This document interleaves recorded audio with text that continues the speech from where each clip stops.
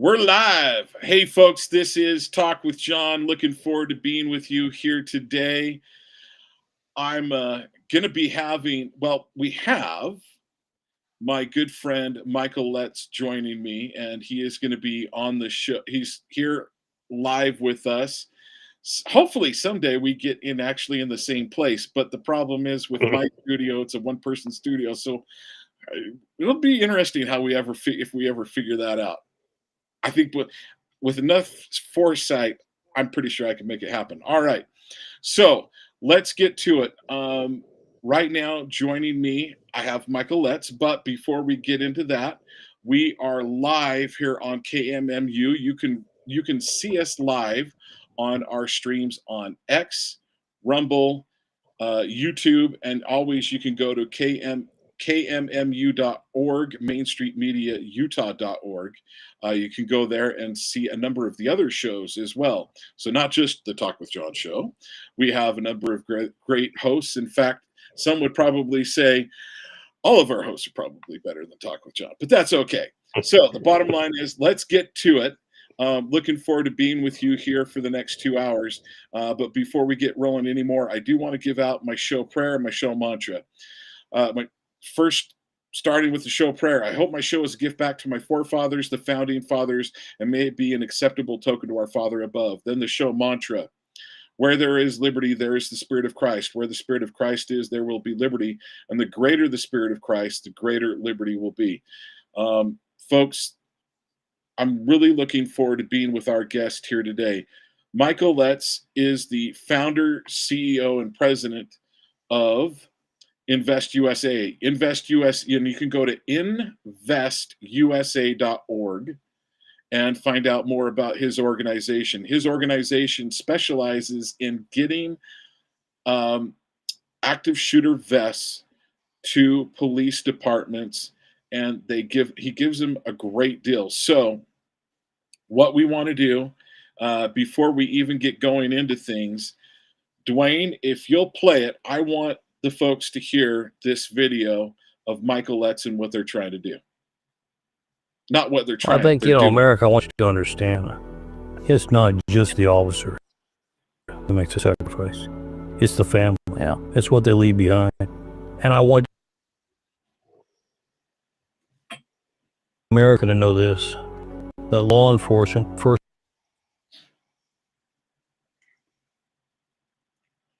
responders, and when we lose one, whether it's on this side of the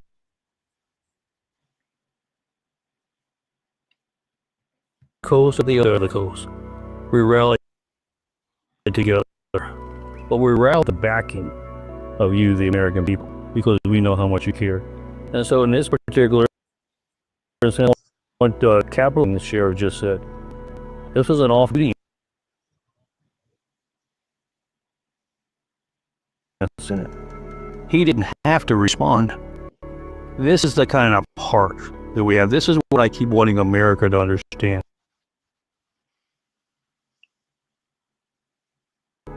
It takes a special person to be a first responder.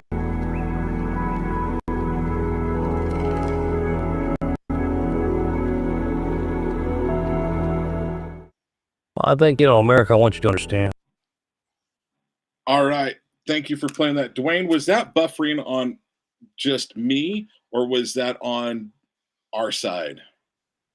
That was on my end. Okay. That buffering. Okay. Sometimes it's a little jittery. Depends on what else is going on. You know what? Okay? Let me put it this way. No worries. Thank you. Let's Michael Letts, thank you for joining us again. I really appreciate you being here, brother. Okay, so I want to ask you a little bit about that video. I think that is an important point. An important point that I got out of that video is this is a fallen hero, someone that went and responded to a call, and he was off duty. He didn't have to go. He didn't have to be there. It is. He didn't have to show up, and because of that, he didn't come home. Well, this is a real tragic story and situation that's happened in Florida, the county up above Orange County or above Orlando. It's in the Midlands of Florida.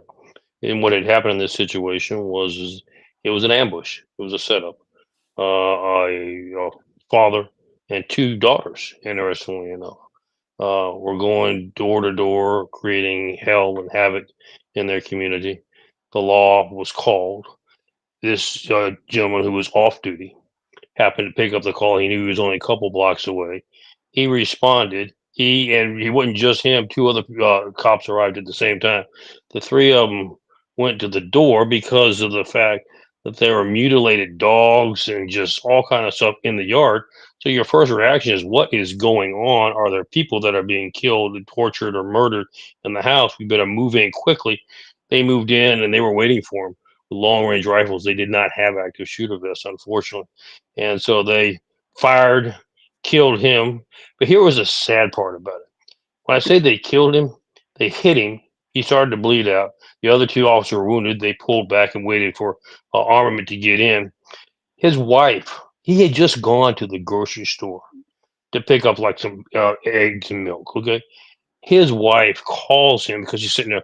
How long does it take in the grocery store?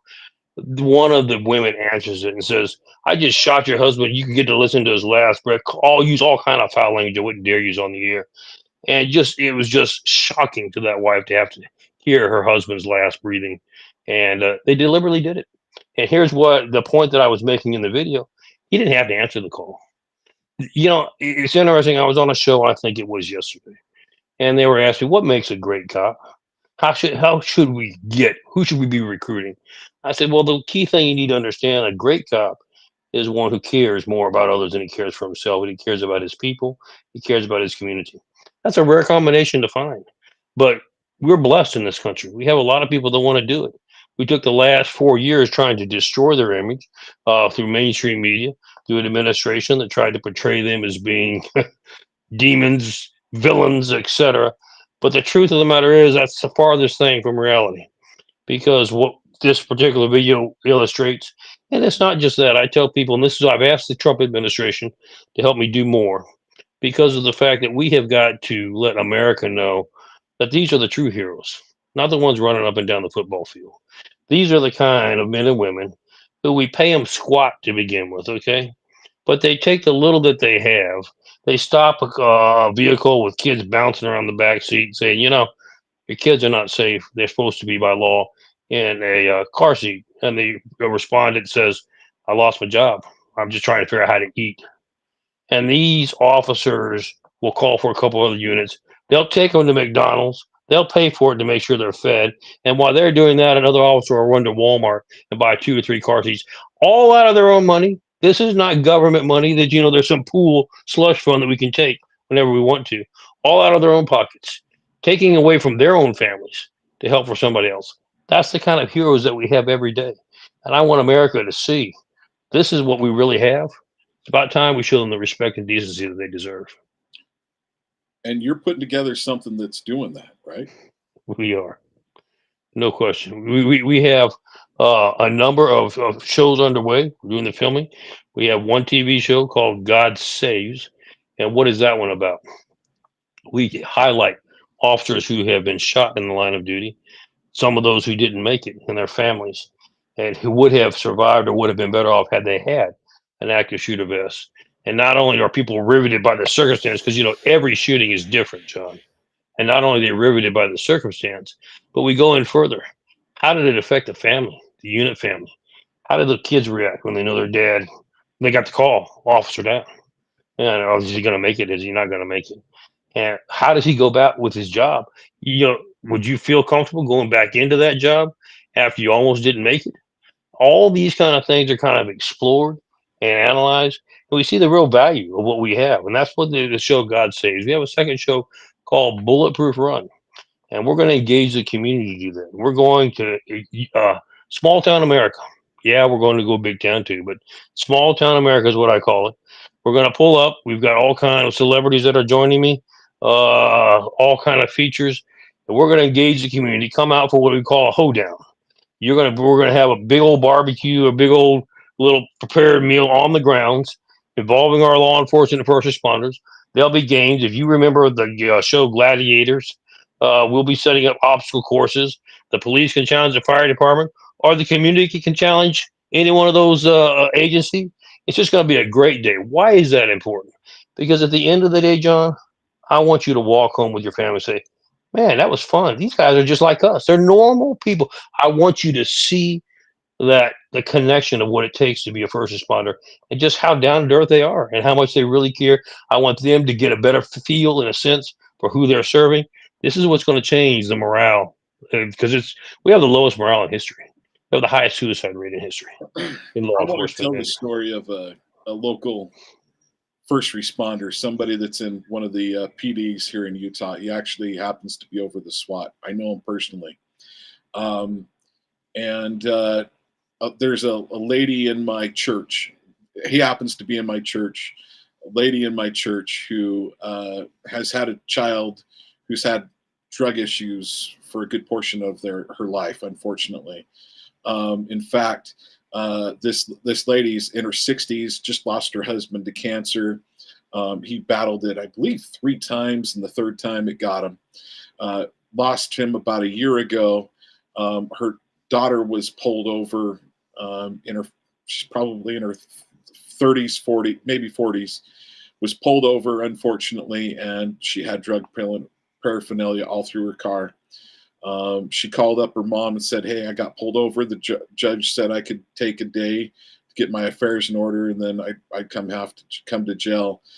So this lady is in her 60s, and she's got I believe it's a 10-year-old daughter, her 10-year-old daughter now, and has adopted that, the daughter's daughter, I guess. And so when she called up, she was like, you were found with this, you're not coming home. Sorry, you're not coming to this house. You're not putting us in danger. You can't endanger the little girl, the little girl anymore. And then she made a phone call to someone in our congregation who happens to be one of the, church leaders, as it were. And she called him up and said, I'm afraid, she goes, I'm afraid that we're going to have them come here and we're going to get in trouble, and our child's going to get taken away. And he goes, this is who you call. He goes, if there's any issue, you call me, and that baby's not, that little one's not going anywhere. And then he came over, prayed with her before that whole process happened. Came over, prayed over her to calm her nerves. That's the kind of men that we have in law enforcement. It is, John. That's a great, great story. And what I want your listeners to know, that's typical. That's not a once in a lifetime story. That happens literally not every day. It happens every hour almost, somewhere across the country on a daily basis. And this is who the heroes truly are for this country. And this is what I want to make sure that through these TV shows we're showing. Folks, there is great honor in the service to others and the caring for people. That's all that matters in life. I hear this oftentimes, and me as a chaplain as well, with law enforcement. You don't see a U-Haul behind a hearse. It just doesn't happen. But you do see people that come to the funeral. And how the more people come means the more people whose lives were affected by that individual. That's the legacy you leave. And there is great honor in being a first responder because you demonstrate daily by your actions, your care for others, and what an impact it can have, John. Yeah. So if it comes to Utah, I'd love to introduce that individual to you. And there's a few other. I'm looking forward to it. There's a few other good ones I know as well. So let's get to what's happening in the nation and a little bit what's happening internationally. So I reached out to you. I said, I want to talk about the JFK, RFK, MLK. I want to talk about the Epstein files not being released. And there's been a lot of angst in a lot of people upset with Pam Bondi. I can see that a little bit. But one of the things when I heard that, hey, we're going to release everything, I'm like, I don't know that you can release everything because that's child porn. Even if, you're definitely right. So there's do I want to know who's on those lists, who's in that information? And then you have someone else I'm going to mention Ben Shapiro. Ben Shapiro's like, there's not going to be anything in these files that we haven't already seen. So I'm sitting there going, are we actually going to see some new stuff? And then Yes. I want to hit James Comey coming out and talking about what he did to General Flynn. I want to talk a little bit about the J6ers. So grateful that most of them are home. There's a Green Beret that still hasn't received a full pardon. I want to say it's Joe Biggs and some of the Proud Boy leaders have not received full pardons. I want your thoughts on that. So we got a lot of talking points. We got a lot to hit. There's the border. Okay, how awesome is Donald Trump's administration and his people doing? We went from having almost 200,000 people come over a month Correct. to somewhere in the neighborhood of, I want to say it was 1,800 border incursions last month. So my question to you is that us stopping about 1,800 people? Did we let them in? How was that process?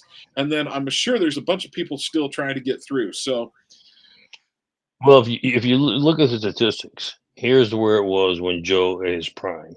There were 15,000 per day crossing. Now, I want you so that we can put all this in context so that you understand what an issue this is to you and I and to this country. Not even talking about the criminal element side. We're just talking about from an economic standpoint. Nobody goes across the Rio Grande from Mexico into the U.S. without the blessing of the cartel. If you try it, they monitor it. If you try it, you'll go back in pieces. That's just the way they operate. They send a very clear message. Don't try until you get our blessing. How do you get their blessing? $20,000 per person. Doesn't make any difference if you're a toddler or if you're an old man. $20,000. Now you do the math, John. 15,000 a day times $20,000 a day. That was a lot of money that we totally turned that spigot off when the Trump administration took over. You remember we sent down, right now it's over 16,000 soldiers that are on the closer to 20 that we have securing the borders right now. The numbers are down from 15,000 a day to roughly 200, maybe under 200 a day. And those 200 a day, so that we clarify, there is no one coming in that we apprehend. They are automatically turned back. The estimated 200 or less are what we call the gotaways. Those are the ones that are slipping still through these, sections where the wall is not complete yet at 2 or 3 in the morning. And quite frankly, if you put a soldier, shoulder to shoulder, I don't think we have quite enough to make sure we have a line to make sure that that doesn't occur right. without the wall. So until the wall gets into place, you're still going to see a few gotaways that are going to cross. But how does that translate? Giving you an update of what's going on with the border, then we'll talk about all the other stuff. So how does that translate as to what's happening on the border? Well, you figure, remember, we've said this all along. The cartels are not some just doped up, don't know where they're at organization. They are a syndicated crime network with some of the most astute business principles anywhere. When you take that kind of a hit with their cash flow, they react. And so, what has been their reaction? Their reaction is they're going to strike back. So, they have issued memorandums to their leadership, all on the Mexican border side, the lieutenants, saying, here's what our response is going to be. We're going to use weaponized drones to fly across the border to attack border patrol units and military units to be able Okay. to. Well, you said weaponized drones. Weaponized drones. It means they're armed with missiles, Stinger missiles or bombs, and they're going to blow holes, shall we say, into the system to be able to start moving transportation through. That was their first directive. And the same directive, they said the second thing that we're going to do is we're going to show that there's a price to be paid for this kind of behavior against the cartels. We are going to target Americans who are visiting Mexico. In fact, I said it on the air a number of weeks ago, all across the country, on almost every show I was on, don't go to Mexico. They're planning IEDs along tourist routes targeting Americans. Well, guess what? They killed an American last night with an IED. That's the first. They have drawn first. You remember the Rambo movie, First Blood? You know, they've drawn it. We'll talk about what we're going to do about it in just a moment. But when you say weaponized drones or armaments, here's what you need to understand, and this is what becomes so infuriating to me, is you remember the Biden administration sent hundreds of billions of dollars, not just in your cash, John, but of military hardware to Ukraine. Now we have found, as Pete is working on audits, and we've got a long way to go, that over 70% of that appears now to have been diverted and put on the black market. Well, guess who bought it? The No cartels. way. 70. Okay, So so they, I didn't realize it was 70%. So a yes, couple sir. things that I've heard and felt very confident in. Afghanistan, a bunch of that stuff hit the black market. That's I didn't correct. realize 70% of it hit the Now you're black talking market. two things. That's Afghanistan. That's a whole separate. Right. That's I 87 billion realize dollars. it's separate from We're Ukraine. talking about Ukraine 70% stuff. of Ukraine stuff is hitting. Hmm. Okay, so I can't put all of that on Zelensky. I can't put it all on him because that Oh means no, no, no, no, that no. stuff's not even getting to him. Well, here's the thing. Zelensky knows it. And here's what we have discovered. Let me just put in this little side note. Everything we're fixing to talk about, I have people ask me all the time now across the country, what drives it all? Greed and money. This is a syndicated criminal network that runs through the very halls of Congress. And quite frankly, they're looking for the best money laundering operations. Ukraine has been a real sweet pot for them. To money launder the weapons, put them on the black market, sell them. Benefits the military industrial complex because they have to keep producing more because they're obviously not getting to the front Right. lines. Benefits all the people who are involved in getting the financing to Ukraine because they're getting a huge kickback on this. Here's what I want people to understand. Here's what we have discovered over the last 3-4 weeks and even before then, but it's really become noticed. We're not talking about a difference in philosophy. You think that I should just go buy a Chevy and use that as my vehicle for government work, and I think I deserve a Cadillac, and I spent more on the Cadillac than I did. There's a difference, still needed, but there was a difference in standards. No, we're talking about trillions of dollars that are going through a syndicated network, and that we already know. Let the cat out early. We know exactly how they set it up, and we know exactly where we're going after to get it. But they are embezzling, laundering, and just raping the U.S. Treasury for everything it's worth. And we're going to put an end to that. And these people are going to, I wouldn't say they're going to go to jail. I'm more interested in them before a military tribunal hanging on the end of a noose. And that's quite frankly what will happen when the military tribunal gets done with them. You have Okay. abused your position.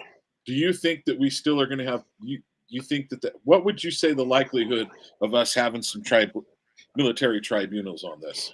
It's already underway. It's already set up. It's already done. Why do you think people don't understand?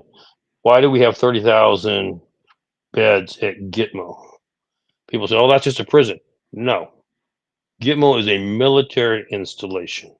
It is used for one purpose alone. It is a military installation, and it is used for military tribunals or military conduct. It has I, nothing to do with I thought that's being a where we were prison. going to store the cartel members and stuff like that are here. There are some, but let me explain to you the rationale behind that. Remember how military tribunal works? If I'm just using you as an example, if I catch you, John, and I bring you to the military tribunal, first of all, it has to be national security. I can't just catch you for running a red light, okay? But if we can prove that your activity threatens national security and drug trafficking, your organization has been listed as a terrorist organization. So that's a given. I don't have to prove anything anymore. You're a member of the cartels. We've already classified you as a terrorist organization. You are a threat to national security. So now we will immediately bypass. You will not get a civilian jurisprudence uh, course of action. You will go to a military tribunal, which is in Gitmo. You remember we give you roughly 60 days. 30 days, we present all the evidence. You have an opportunity to respond or give us anything that we need to be aware of that we didn't have. And then it goes to a jury. What is that jury? Middle grade military officers. They didn't review. They're not interested in how you look or who you know. They review the evidence and the evidence alone. You committed the crime. They then go to the military code of justice, not the civilian. And what is the military code of justice and penalty for that crime? And they go on ahead and they execute it. They don't ask the public, do you think we should do something different? They don't, you don't get another hearing before another judge or extend it out for 20, 30 years. Boom, it's all over within 60 days. And so, quite frankly, those that you do see that will be sent there in the illegal immigrant deportation will be those that are members of terrorist organizations that have been a threat to national security. They won't be there long because we'll be shipping what's left of them in a body bag back to where they originated from. So that is where we are headed, and it's already in place. The motion is already underway. It's not under debate. It's already in action, full swing, quite frankly. Because now back to what we were talking about on the border, the cartel has drawn first blood. We have been very clear that we will defend Americans anywhere in the world, period. So now we're in the process of preparing a very swift and very aggressive response. Yes, that is a military response because remember, we have already classified you as a terrorist organization. We have notified the Mexican government. The president is trying to defend the cartels. I get it. Remember, I lived in Mexico for 15 years. Why is she defending cartels? Because they're telling her, you want to see your grandkids? Right. Here's the pictures of them. Here's the gun to their head. You better do what we tell you to do. So we have let them know that we understand they cannot control. But at the same time, you must understand that we will not allow people who have advanced weaponry and who have a desire to hurt and destroy the American people to reside 30 feet worth of water separating the two. It's not going to happen anymore. So we were prepared for aggressive military action. We are not going to disrupt the organization. We're going to eliminate it. And quite frankly, we'll eliminate as many of them as are necessary. Okay, so one of the questions that I have is, um, you know, a lot of these cartel members are former military, former Mexican military, and other belong to other They, military. So, they're are mercenaries. we are, are we prepared to send our military units over there? Do you think we have military units in there? Um, you know, special forces, that's kind of their bag, is going across the We border have the like best of that. the best. And here's what you'll find interesting. You have to read between the lines. The Mexican legislature, or their Congress, okay, for lack of a better word, without the approval of the president, voted to give America a verbal commitment that any special forces sent across into Mexico will not be opposed and will be supported if their actions are to destroy the cartels Really? and the drug operation.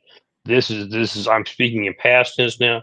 These operations are already underway, and unlike Obama, when we draw the line in the sand, you better believe we mean it.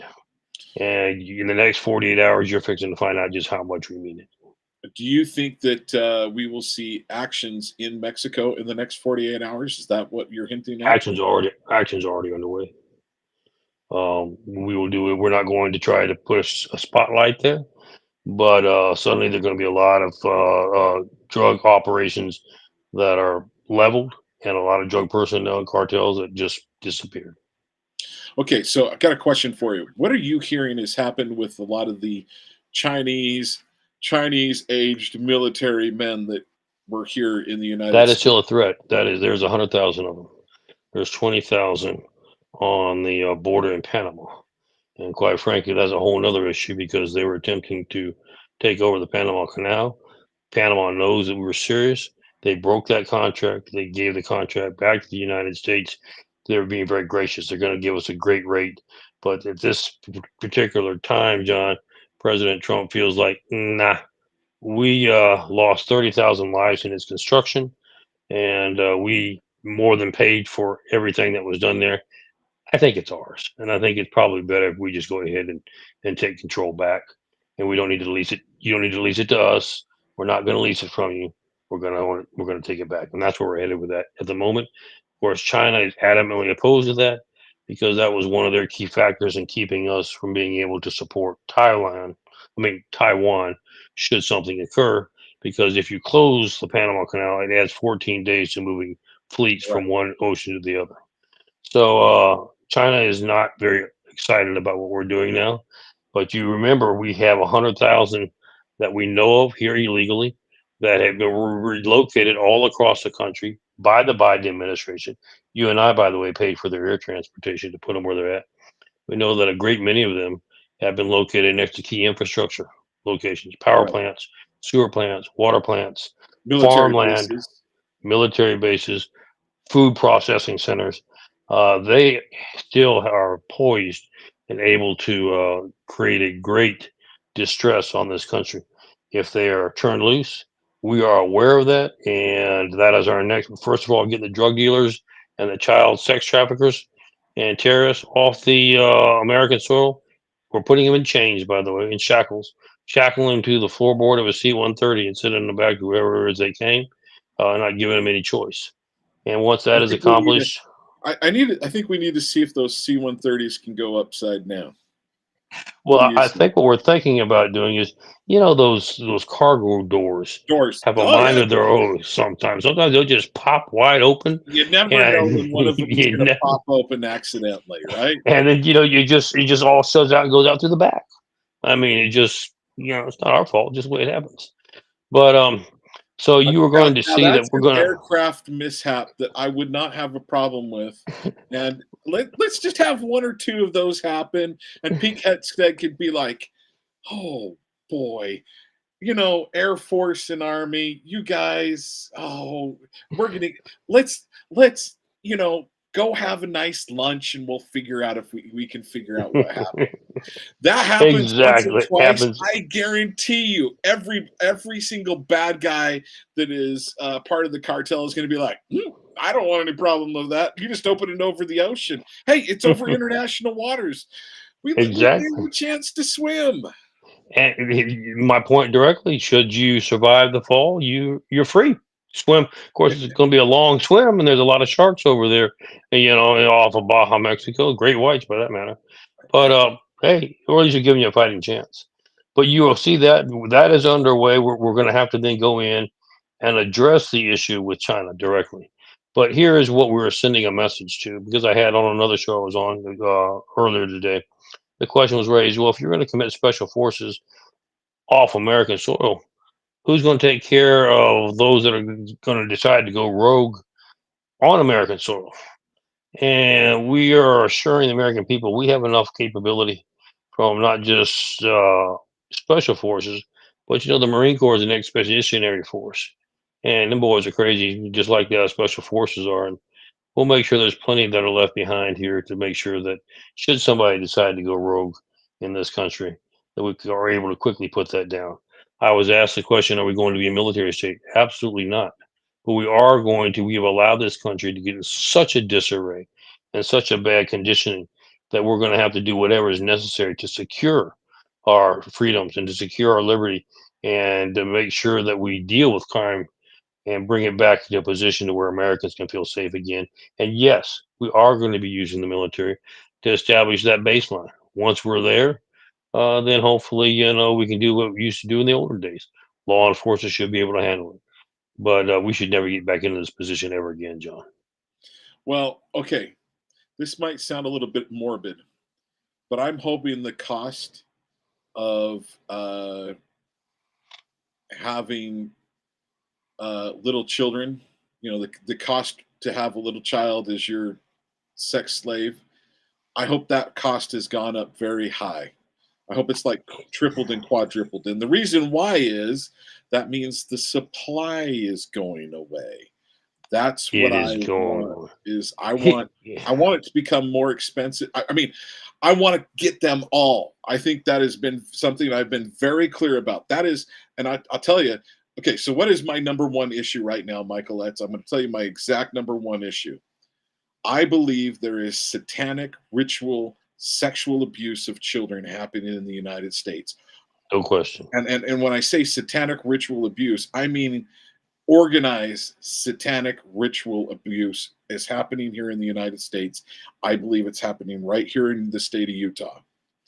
Now, if it's I'm sure it and is. all across the United States, that's my number one thing. So The number two thing is just getting rid of sexual abuse of children. Period. Right. We need to get and we need to get rid of those 2 things. We get rid of those stains. So, John, why is that so important? I've heard one of the people that I respect, Alex Jones. We've got to stop World War III. I concur. But what is the stain that would allow World War III to happen? Is the greatest of all sins, and that's, I even think it's a great, like I shared with you before, I think it's a greater sin for that child sexual abuse is even a greater sin than the abuse of killing babies in the womb. Right. I think that is because they continue living and then they've got to deal with that the rest of their lives. So, No question, and you're exactly right, John. Of course, and we're not only the biggest exporter we're not the biggest user yet, but our use is increasing dramatically, and that's why we are determined. I told you we were going to throw out a couple tidbits for your listeners to kind of do some thinking on their own. They'll get some answers, I'm sure, the next time I'm on your show. But let's talk about sex trafficking for just a minute. We had 730,000 okay, so real quickly, that were I missing. want to mention with the border, that was one of the things that was happening at the border were those rape trees. I hope those rape trees are being cut down and there's a whole lot less underwear showing up in those trees. Please It's forgive gone. me. We have shut it down. Yes, that's what I We want to have hear. shut it down. That's what I want to hear. So out of the 730,000 that were missing, we have recovered over 200 something thousand so far. Now here's what's interesting. We know where the rest are at because, quite frankly, here's what happens: is that they under Joe's administration, they bring in 20 kids. They all say they're related to you, John. Isn't it kind of amazing? He has 20 new kids every week that he's all related to. We keep dumping the same ones. They don't bother to check. They don't ask. They just, oh, you want to take 20 of them? Here. Now, here's the other thing that you're going to find interesting, and I think you can read between the lines. 100,000 of those kids that nobody asked for that were placed in what we call refugee camps, shall we say. Over 100,000 of them were released and sent to various locations at the request of some members of Congress.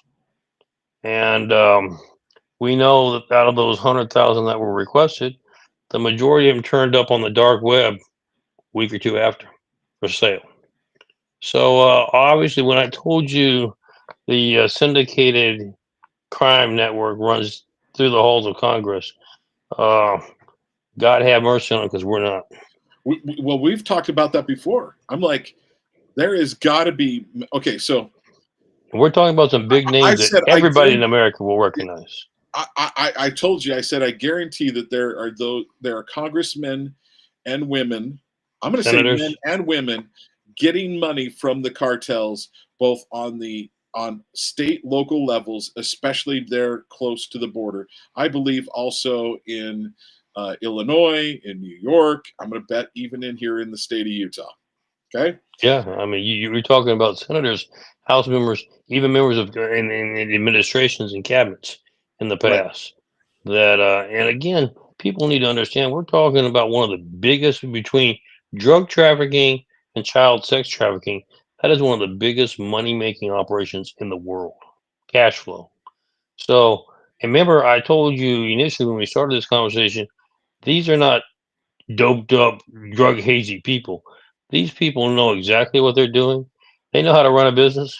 They know that in order to run the business correctly, you pay the people that can help deliver more product. And that's why they put contributions or personal money into various endeavors for members of Congress or elected officials to support keeping things the status quo. That's one of the things we're fighting now under this new administration is the depth of the corruption is unreal. How many tens of millions and hundreds of millions has gone from USAID to these different child? In my opinion, they were set up as child trafficking and human trafficking organizations, and unfortunately, some of them were, coordinated up with local churches. Here's how I told you I would let your listeners know. How do we get into this business? How does the business model work? Here's the way it does. They create called NGOs, called a non-governmental organization. I hate to use this word, but you could interchange that with charity if you want to. They're 501c3s. They create them by the thousands. Then is what they do is they say, John, you're a senator. I want you to serve on this board, and they give them all kind of names: Foreign Policy Solutions for America, or Foreign Policy Solutions for the World, Democratic Foreign Policy, Republican. They just give them all kind of names. And here's what caught me off guard when you just start looking at this. If I asked you to serve on Invest, John, I'd be expecting you to believe in the cause and you're donating your time, or you may be getting paid for a tank of gas to come to a meeting. And that's it. No, they say, John, I want you to serve on the board. I'll pay you $2 million a year to be a Right. board member. Now, why am I asking you to be a board member? Oh, because you happen to be a member of Congress. And by the way, I need you to make sure that in the next appropriation bill, remember, it's a small amount, $100, $200 million. You won't even know it's there. They don't even know it's missing. Make sure you put 100, 200 million to this NGO and put it on a track, a continuing resolution track, so that we're guaranteed to get it for as long as we're in existence. Right. That's how this money starts. That's how they make money when they're in Congress. You know, it's one of the interesting things I think your viewers would be interested in knowing is the president has now authorized through executive order a special counsel task force. We're going to look at every member, not just a few, every member of Congress who your finances. You came in with $100, you're leaving with 100 million. I hope you've got some good answers for that because we're going to find out why. Yeah. And we initially had thought about just doing it with people who are making an excessive amount. We decided we want to be fair and spread the love. Every member of Congress is not going to be subjected to these audits. And we're going to find out. I wouldn't think you'd have any problem with that. Here's where my salary goes into my bank account. All this extra money comes from, and I hope it's legit. Because if it's not, there's going to be a mass exodus from Congress real soon, isn't there, John? Well, George Soros's groups is one of the ones that are receiving a ton of that. $260 million last year alone.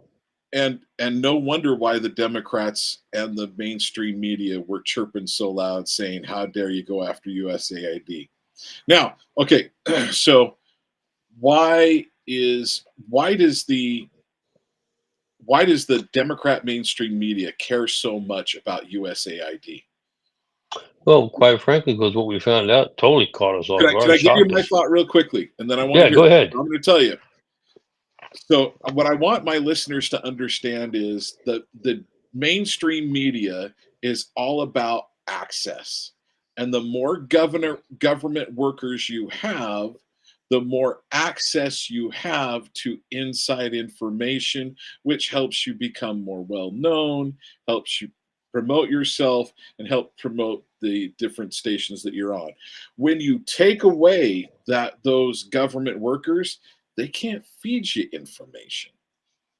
Correct. That is one of the main reasons why the Democrat mainstream media is so anti-USAID being taken down, and these other other government government workers being kicked out of their jobs. Okay, especially the ones that have to answer 5 bullet points of what did you do this week. Okay, I'm going to throw this personal synopsis in too. I've got some friends that are like high-level executives. So one that reports to a CEO of a very major corporation, nationwide corporation. He reports to the CEO. And he has to get from 3 people down below him.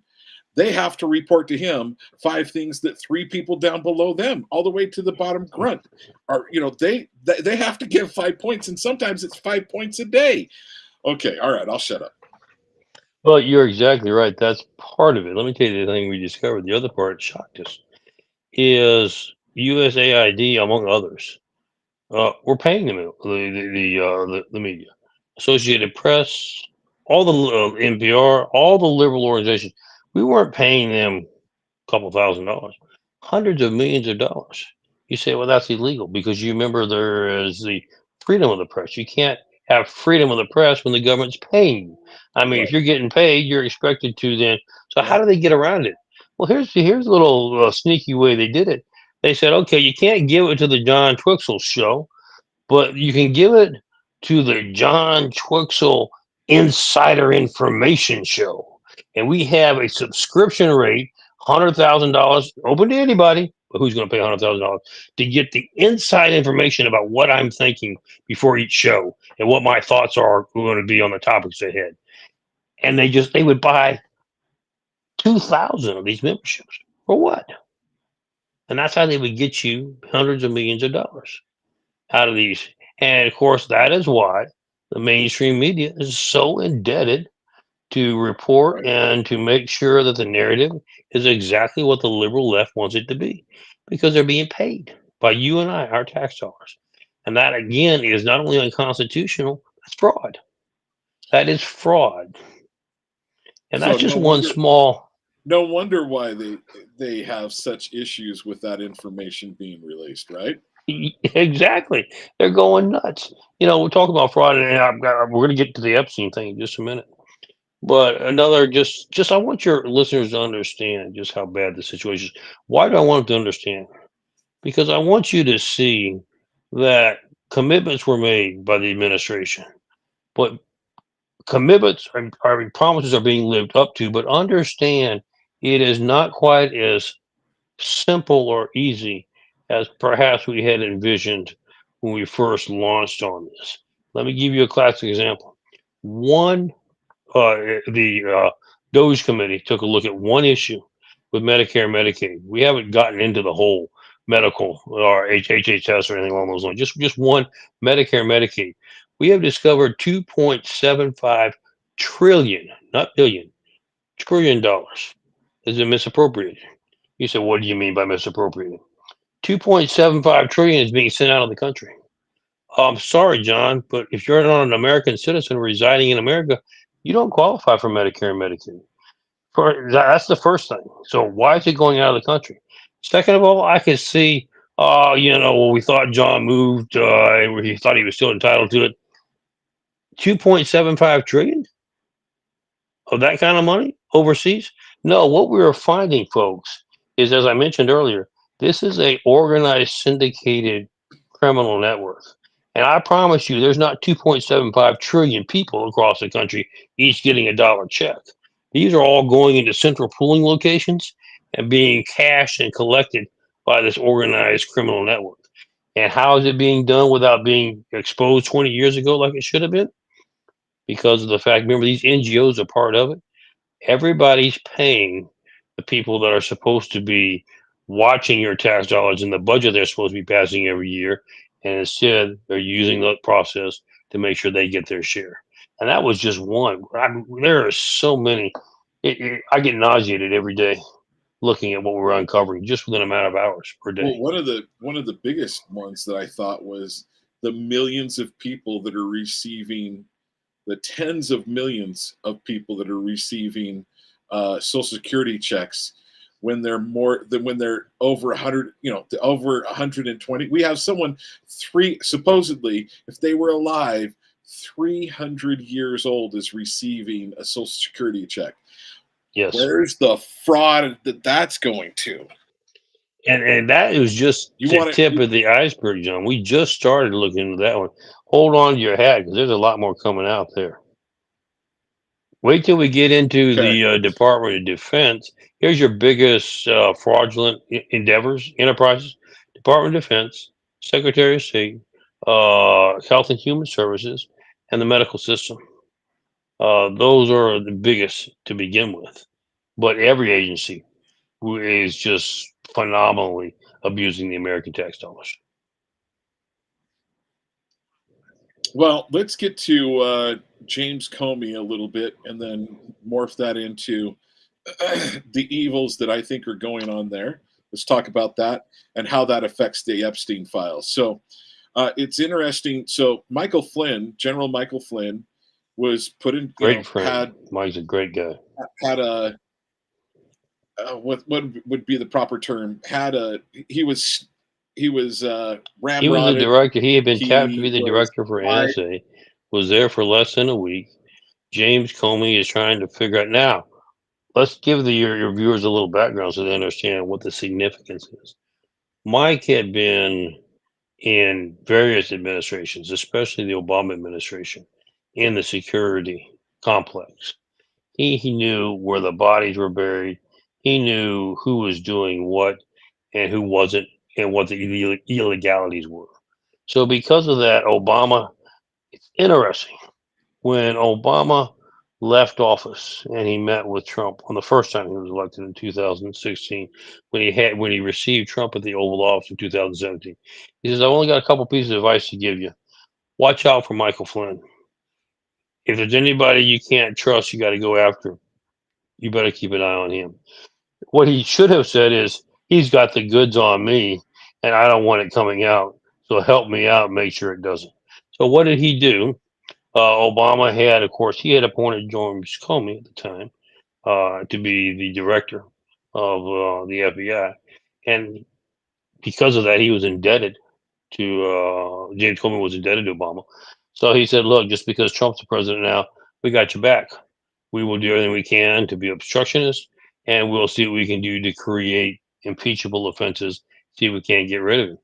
Well, he decided on the first few days, these new administrations, especially if they haven't been in politics, have no idea how this process works.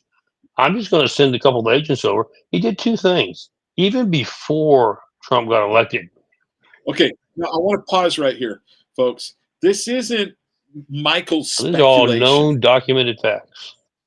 James Comey's literally almost said these words verbatim. Yeah, these directly come out of his mouth. So here's what he did before we talk about General Flynn.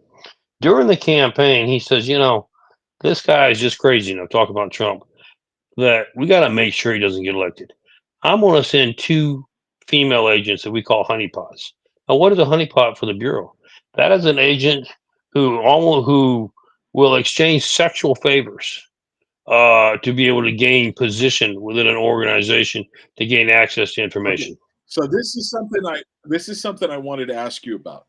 Is it an actual FBI on the books agent that is exchanging Yes. sexual Yes. flavor? These were Isn't that against the law? everything we're talking that's like about them is doing against the drugs. law. So he says, "I'm gonna send two honeypots over there." Now you say, "Where are they at now?" Well, we're trying to find one. We think one is still with the agency. I mean, with the bureau, but they've been very careful. Now you understand why the agency, the bureau, has been so careful to protect itself, to not release any information, to drag their feet, to do whatever's necessary, including sending out false uh, search warrants to Mar-a-Lago, etc. They were determined to destroy Trump. That was their total primary goal and objective. The other honeypot, we understand, to protect her, they transferred over to the CIA. But think we know which one both of them are, and we're going to find them. Trust me, we're going to get them, and we're not going to ask them, "Would you like to give us your side?" You might want to give us your side because that might determine how less time you spend. Right now, you're going to spend the rest of your life and never see the light of day again. Perhaps even worse. But so we're going after every one of these people. But anyway, James Comey decided to do that. Now I want you to keep something else in mind. You'll see how it ties into Okay, the story. so Go ahead. actually, I want to dive down into this just a little bit because back, that was something that was not done by actual agents, hired on agents. What they would do is they'd find some prostitute, they would run her, some, We would call them an informer. asset. They would make her an asset. Yeah, they would use Right. assets. They wouldn't actually get one of the actual FBI individuals.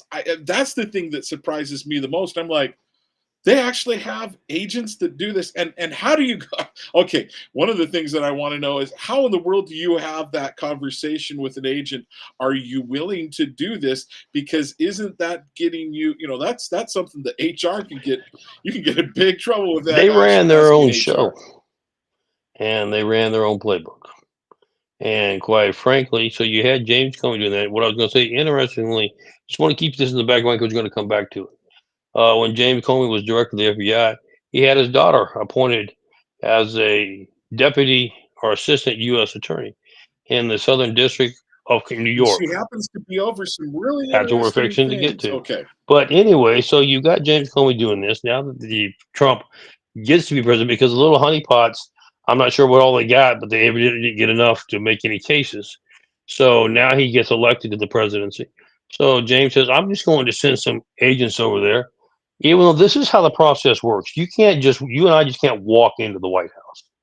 Okay, everything is protocol there. You have to say, what is your purpose in going? It has to be cleared with the White House counsel. You have to set an appointment, and you have to state your purpose. Well, we were investigating some crime we thought occurred here, and that way they know who you need to talk to, and if any legal counsel needs to be there to help in the conversation. Well, James just had his agents. He took them over there himself, director of the FBI. Who's going to question him? And he put his agents and he got him in with Michael Flynn and others and had them set him up to try to get him for perjury. What was the perjury? Remember, he's the national security director. So he's supposed to be having conversations with Russia. But here they're trying to make him say, well, you were in intelligence before with Obama, but you hadn't actually been appointed as and confirmed as the national security director when you made some calls to Russia.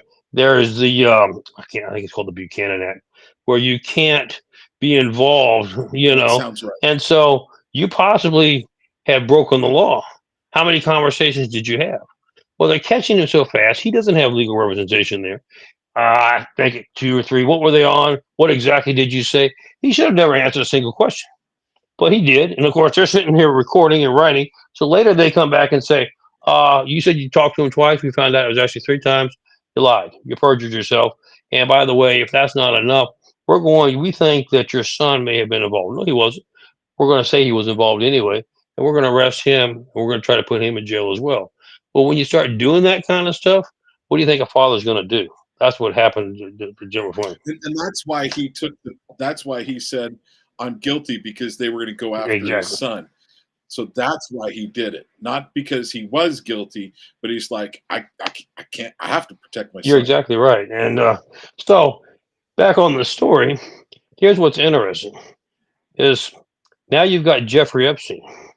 Now it was under Bill Clinton and then Obama that Jeffrey Epstein was discovered to begin with. You remember he was being used as an operation, as an asset for Mossad, for our intelligence agencies, for others, to put people in compromising positions, to make sure it was documented, so that then we could get whatever we wanted. You would do whatever we wanted you to do. One of the things they wanted U.S. politicians to do is, oh, by the way, if we send over a request to the Hill that we need another $100 million for next year's budget, I'm assuming you're going to vote in favor of it unless you want some of this stuff to come out. So you can see how corrupt they were getting. Now, here's what's interesting. Jeffrey Epstein's legal team actually not just ran his show, but organized and put together the Clinton Foundation. You recognize the name, the Clinton Foundation? So do you now see where there's a tie-in between Epstein, Clinton, Hillary, Obama, etc.? So now you see why the information is so precious to be protected so that it doesn't get out.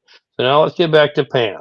So Trump says, hey, Americans have a right to know whether it's MLK, JFK, whatever it is, they have a right to know. Epstein, we're going to release it all. So Pam follows the president's lead. Now here's how the process works. I want you to understand there is a process. The president signs an executive order. Under congressional law, when the executive order to release classified information is put into place, there's what we call a 45-day review process. You can't get around it. I can't say I'm going to release it today when I sign the order today. It has to stay in-house for 45 days. What's it supposed to be doing in those 45 days? They're supposed to be reviewing it to make sure that any matter of national security is redacted. Now, remember how they abuse that issue. So they went on ahead and started reviewing it, the Epstein style file. Now, they said they only had 200 pages. They sent it to Pam. They sent it to Cash first, and then Cash sent it over to Pam. This is what they say is all that we have. Pam raised the question, 200 pages is all we have? That's it? Nothing else is all we have. So she starts reviewing the 200 pages, finding out that really it's mostly stuff that's already been out on the internet anyway. Then she gets a call from a whistleblower saying they're pulling your leg. The Southern District, which you remember whose daughter works there, uh, the special agent in charge was replaced the day before Trump was sworn in by Christopher Wray as one of his last acts with a specific mandate: resist. You're in charge. Don't let any of this stuff out. So she thinks she has it all, finds out she doesn't, Wow. finds out there are thousands, not hundreds, thousands of pages and documents that they have locked into their system, into their basement, sealed in a vault. Sends a special team in there to recover it and to bring it back. Now, this was just a couple days ago.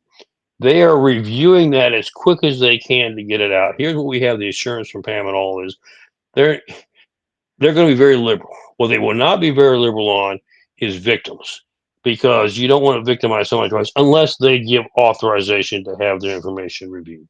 So they're making sure there is no information that is not redacted concerning victims and anything that they think could be national security. But Pam understands the American public have caught on to this. Everything's a national security a risk, so we're going to give you just a piece of paper with nothing but black ink on it. No. So there'll be Right. very little redacted, but you're going to start seeing it come out in the next few days, piece by piece, instead of at one time, because you can imagine how long it's going to take them to go over 1,000. Now, the 45-day clock doesn't start again. We gave them that clock when the president signed the order on January the 20th, but they do need to go through, and Cash is putting together a very special trusted team within the FBI to make sure that we go over it and release it as quickly as possible. In the meantime, those agents at the Southern District of New York have been terminated. And not only have they been terminated, we are in the process of doing an internal investigation. And if they have obstructed justice, which quite frankly Pam Bondi thinks they have, they are going to be charged. Didn't the head of the Southern District, didn't he retire? He stepped down. No, he didn't step down. Excuse me. I'm sorry. He was fired 2 days ago on Monday. And Okay, I thought he sent a memo to all of his employees saying that he has not been given cause as to why he's been terminated. He was just notified that he was terminated and he doesn't have cause, and he's going to fight until they can be able to tell him why he was terminated. Pretty stupid, if you ask me. You know exactly why you were terminated. You know what you did. Now you're going to be facing the consequences of obstruction of justice. You're just making your criminal case a whole lot more solidified for the attorney general to go after you because of the fact of what you did. But this is the mindset. This is what I want to get back to in your show on talking to your viewers. This has been very frustrating to be able to say, John, we're going to try to restore America to greatness. We're going to restore it back to law and order, and find out you're fighting half of your quote unquote supposed people that are supposed to be helping you get back to law and order are actually fighting against you and stabbing you in the back. All right, folks. Well, it's at the top of the hour, so I'm going to pause real quick. I wanted to mention, we've got a number of listeners that have come in and joined us since the beginning of the show. So this is Talk with John. You can listen to us live here on KMMU.org, MainStreetMediaUtah.org. You can go to our website there. You can go to our channels on X, Rumble, and YouTube. Also, you can call in. I think our lonely producer, our call screener is waiting. It's 385-899-2134. 385-899-2134. Feel free to ask a question of our lonely call screener. Let me rephrase that. Feel free to ask a question of Michael, because Michael's sharing some things with us. I've heard a lot of in general information, but Michael gives a lot of specifics. And I guarantee you that when you're sharing this with some of your friends, they're like, there's no way. It's like I've brought up Ben Shapiro on this. Ben Shapiro says there is going to be nothing in these files that we haven't already seen. He said, he talked about the guy getting fired but stepping down. He's going to be able to keep his pension and stuff like that. No one's going to jail. I've got my issues with Ben Shapiro. Sometimes I wonder if he's actually working for the other side or whatnot. But the Well, I bottom, will tell you this: what you're saying is correct. I got little issues there because I can tell you I've seen the internal paperwork. He is going to be charged. He's going to lose his pension. He's going to lose everything. And our goal is to make sure he spends a lot of bit of time behind bars. I sure hope so. And then let's also get to Jane. Let's get to Comey's daughter. Let's talk about her. So, okay, so actually, let's hit a little bit of the. So there's, I want to hit this point again. Amongst the conservative media, shall we say, there are a lot of people that are really upset. There's even some congressmen that are and women that are really upset that we haven't released all the videos. You shared with me a couple years ago, hey, we raided, I want to say it was his New York building. And I also Correct. want to say this happened in, I don't know if it was New York or if it was down off Florida, where they went there and, they had a warrant. But That was his Arizona home. okay, and they went to his home and they found out that there was, I want to say it was like a safe or something like that. They were like, I believe they actually opened the safe, but they found information that they didn't have a warrant for, and they were like, so they left. They took pictures of it, but they left, and then they got the warrant, and then they came back and got all that information, right? No, it was all missing, and that happened twice. That happened in Arizona and in New York. Okay, So here's the question: who came in behind the FBI and cleaned it out? How did they have access to it? Why was the crime scene not secured? Uh, so you told me what should have been done. I was like, well, isn't that standard process? And you're like, this is what happens. This is what you do. You make a phone call. They have left? At least they got the pictures, from what I understand. But Correct. should they have left in the first place? No. When you move into a crime scene, you're required to stay until it's secured. What we mean by secured, all the evidence has been removed. And then oftentimes we will go back then after that, a day or two later, to make sure there wasn't something that fell up underneath the couch or something that we happened to overlook. But and while we go back in a couple of days, the scene is still taped off, sealed off, locked down. Nobody's allowed in or out. It Okay, didn't happen this time. but if I remember correctly, this is what I remember you saying. In a situation like that, there's always a judge that's on, quote unquote, uh, off duty, but he's the guy for the week or the guy for the evening. You call him up right then and there and say, hey, Judge, I just found some more stuff. We need to get a warrant Correct. for that. And it's like rubber stamp, right? Boom. Yeah, you got it.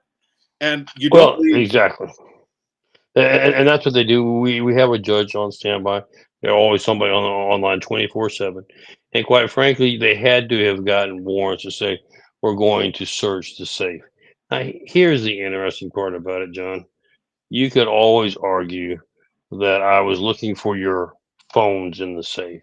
But if something was pertinent, you would have secured it first and just had the judge add it on, Right. after you'd already secured it. You wouldn't just say, oh, well, it doesn't say I can do anything over the phones. I'll leave it here and come back in a couple of days to see if I can get it added to the warrant. All this was pre-planned, pre-set up. You take a look at who was overseeing this investigation, James Comey's daughter. And you remember how we just said the Epstein file tied in with the Clinton Foundation, and Clintons, the Obamas, made the appointment of James Comey. You see how it all gets back real quickly to the intricacies the syndicated crime organization has gone to cover their tracks. Okay, so I want to hit a little bit on James Comey daughter.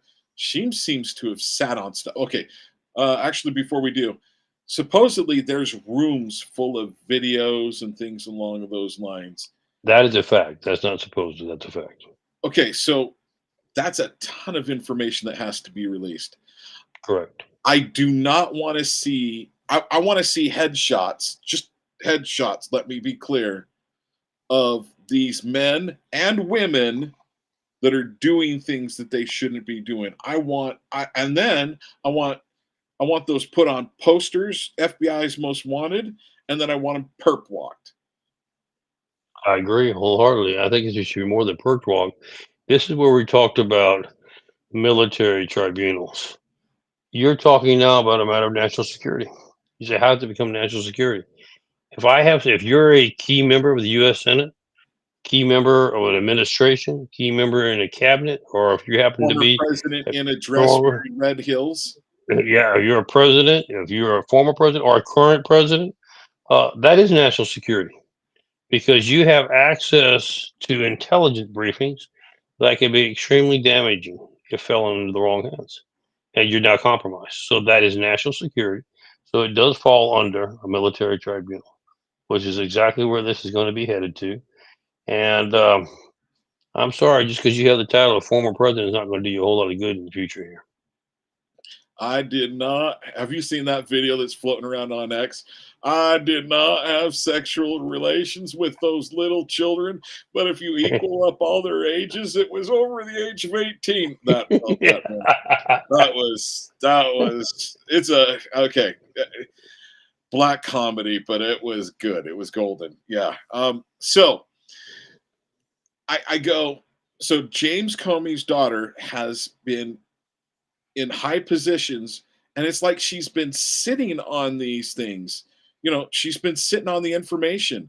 We've got Ghislaine Maxwell or Galel Maxwell or whatever, Ms. Maxwell. Maxwell, and her dad used to be high level MI or not MI6, high level Mossad, Right. who helped. Who's so it's kind of I'm like, so a couple questions that I've been asked. A couple questions that and also there's the Anthony Weiner laptop. So Well, that's a whole other discussion. Was Anthony Weiner above Jeffrey Epstein? Who do you so a couple questions that have been asked to me. Who do you think was running Epstein? Who do you think was actually running the handler? I think it's Maxwell and others. But who was running Epstein and who was in control of him more? Mossad, MI6, or CIA? I think there's no question that CIA was the chief lead, quite frankly. Okay, I've got a number of people that I can hear yelling right now. No way it was the Mossad. Why do you say it was CIA? I personally agree with you, and I've got some supposition, but go ahead. Well, I am not in any try to disparage Mossad. However, we have the assets and the ability that nobody else can do. You think Mossad can get Jeffrey Epstein a deal when he was first popped the first time around to keep him functioning, to keep those stuff going through? There's only one agency. There's only one government that has that kind of power, and it's not Israel. Israel's a powerful nation, but they're nothing compared to the United States of America, and I'm sure Netanyahu would agree with me. And the only way to get an agency that powerful, a country that powerful, is who runs the United States of America, the president. Now, today, maybe we're working on that, but quite frankly, what happened to presidents who crossed the CIA in the past? They're Some dead. of them died. One of them was. Two of them were shot at. One of them died. One's brother died. Correct. And so when you have an agency that control, and let's be blunt, we're going to take a little bit of a rabbit trail, but we'll go for just a second. Richard Nixon, horrible president. Richard Nixon didn't do squat compared to what others do, and he was controlled and set up by the CIA. It was not Richard Nixon that put on a mask and ran over to Watergate to break in. All this was staged by CIA. The cover up was staged by CIA, and they used their position to tell the president, here's how we're going to handle it. They're the ones that put in the secret tape recordings. They're the ones that tried to hide the tape. They did everything necessary to make sure that he got removed. Why? Because he knew that the CIA thought they were running the show. And that's not the way our Constitution is set up. And he was determined to start exposing it. Once you say you're going to start exposing these people, even Chuck Schumer said, They have "Hey, 5 don't ways mess from with Sunday them."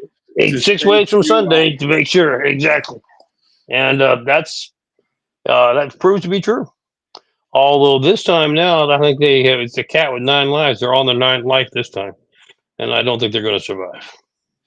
Okay, so I agree with you, and the CIA is letting it happen. Now, here's what happened. This is my actual how I think it works. The CIA is totally letting it happen, and they say you better give us all this information, but we'll let you, the Mossad or MI6 or whatever group, we'll let you run the actual boots on the ground, but it's happening and we're getting all that information. So that way we can claim it wasn't us that did it. But bottom line is, if the CIA didn't want it to happen, I guarantee you it would be shut down in a heartbeat. Well, they all work together. I mean, they all Well, stand to profit together. Because here's how this stuff works. I get enough stuff on you, I basically get anything I want.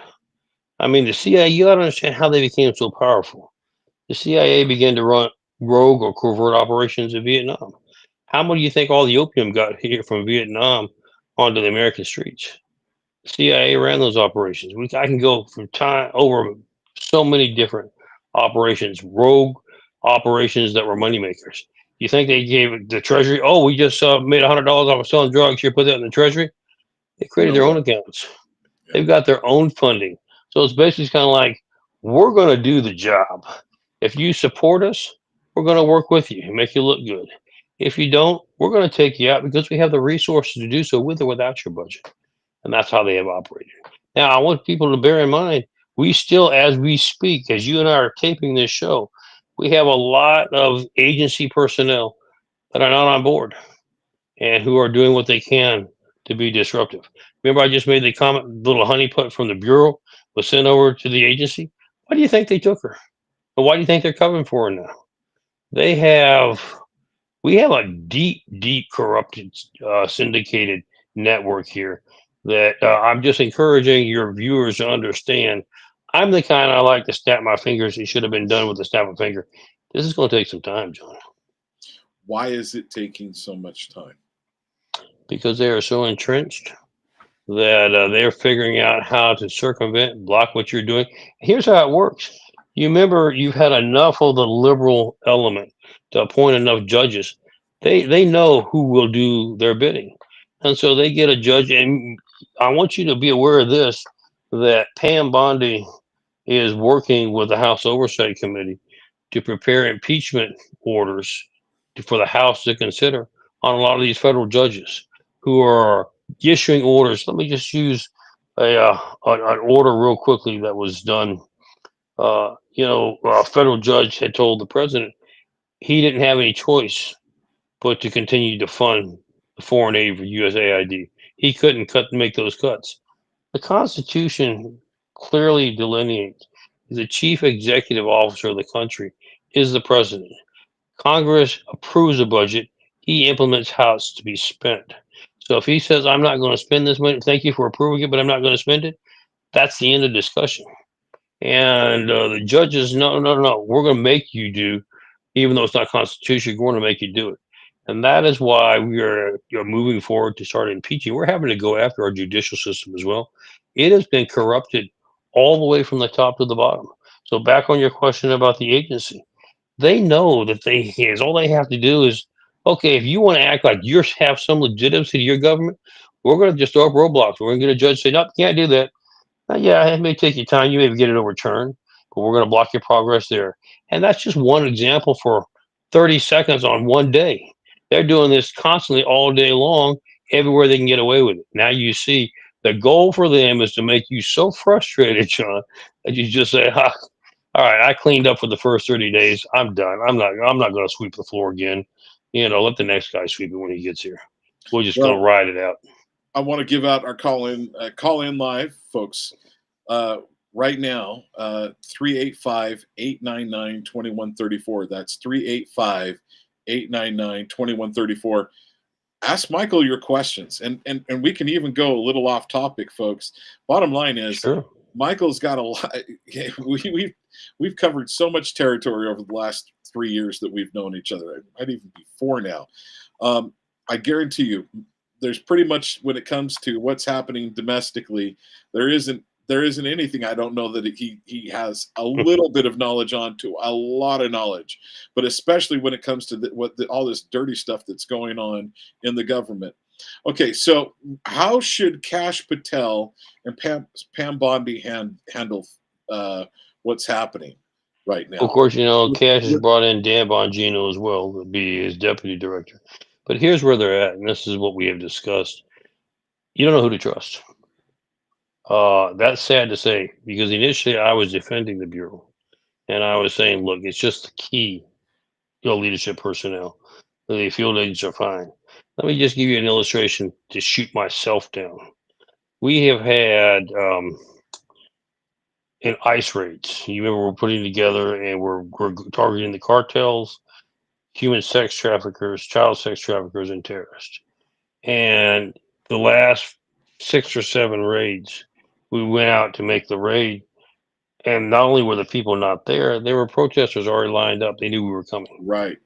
Now, how did they know we were coming? Well, first of all, let's talk about how they knew we were coming.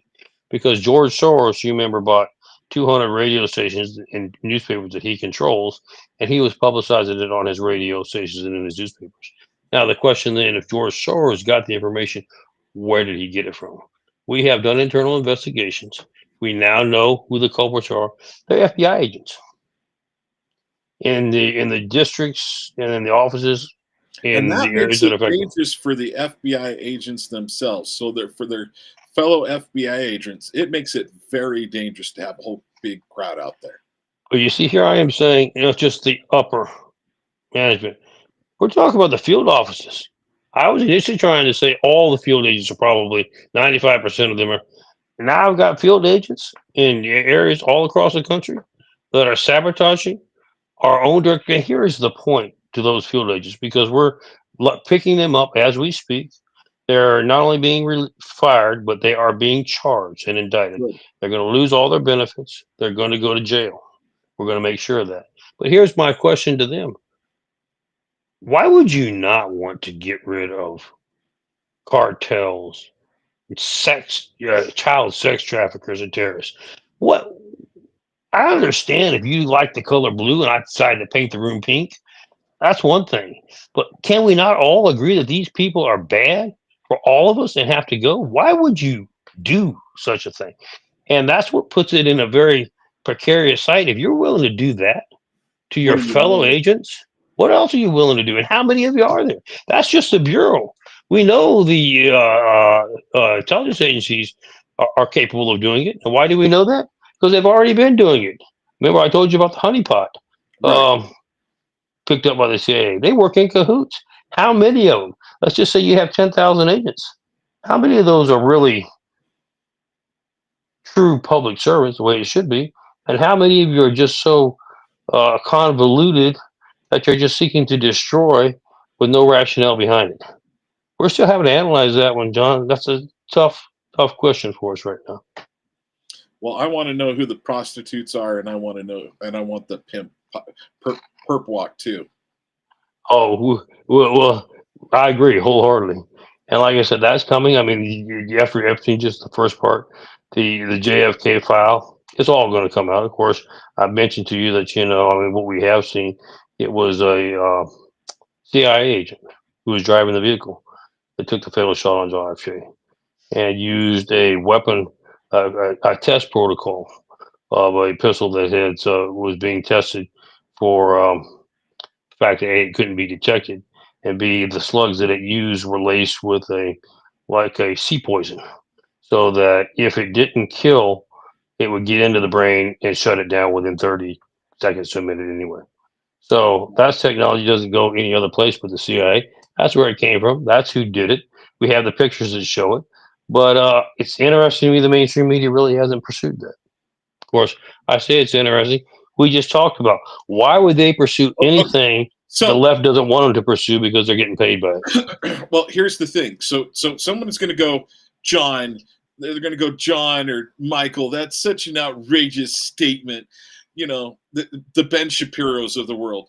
There's no way, all that information would be out by now. Really?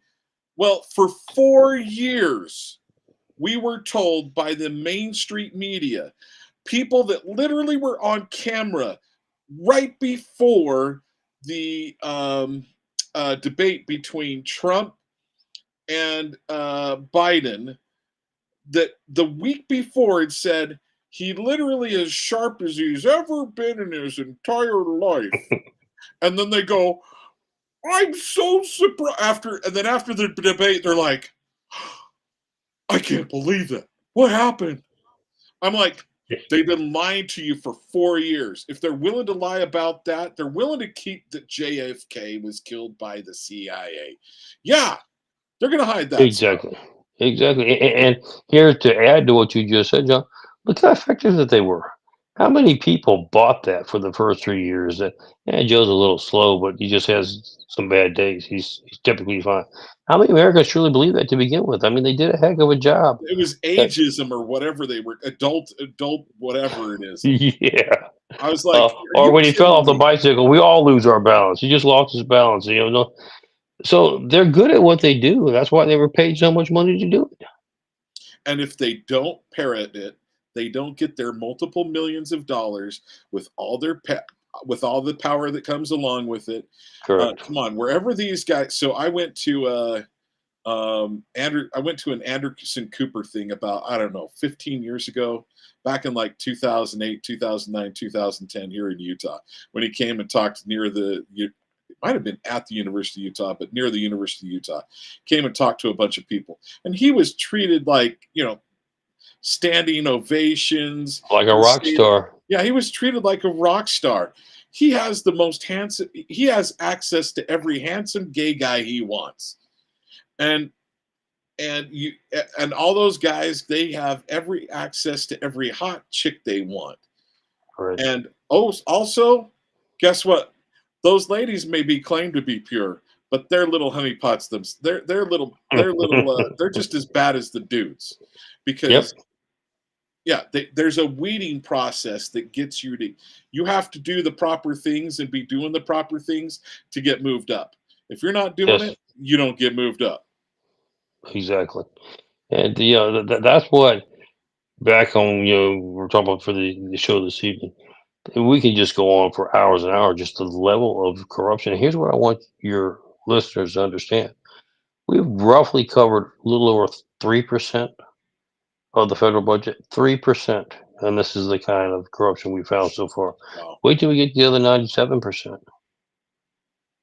I use this analogy, and the president agrees with me. I know we're $36 trillion in debt, but we may find out technically we're not in debt at all. We're $36 trillion in laundered money and embezzlement and stolen goods. That's where we're probably at. Well, let's not forget the day before 9/11. Was it the Secretary of Defense? Secretary of Defense, Don Rumsfeld. Don Rumsfeld said, for some reason, we can't find I believe it was a couple $1 trillion. A couple $1 trillion are missing from the defense budget. $3 trillion. $3 trillion were missing. What happened the very next day? Oh, a plane happened to go crashing in right to the room where the computers were kept. The reason why I'm laughing is, boy, that's a coincidence. There was we know for a fact, there was an untold amount of gold that was being held in the basement of Tower 7. Building 7, the small one, which remember collapsed even though it was never hit. It collapsed to the like 7 hours after the exactly. And what comes out of it now is when they did the recovery, there was no gold there after all to be found later. So where'd it go? Which leads me to another question. This is something that your listeners would be curious about. President has raised the question, and we'll be doing it in the next few days. We'll be touring Fort Knox. You say, why? because we got a Okay, whistleblower who's tip. we? Whose we is going to be touring? I hope you will be one of the ones that are There will be touring. a But crew. if not, There will be a crew. Yeah, along with the president. Here's why you say, why is the president going? Because here's what's interesting. First of all, the Secretary of Defense, Pete, said, I want to go see it. No. What do you mean, no? It's a military institution. I'm the Secretary of Defense. No, you can't set foot on it. It's classified information now. I have security clearance. So, Pete, just let it be. Let the president ask. President asked. No, you are not allowed. It's a military installation. And for security reasons, we're not going to let the president. That's the straw that broke the camel's back. Now, yes, Mr. President, you can tour it. Why does he want to tour it?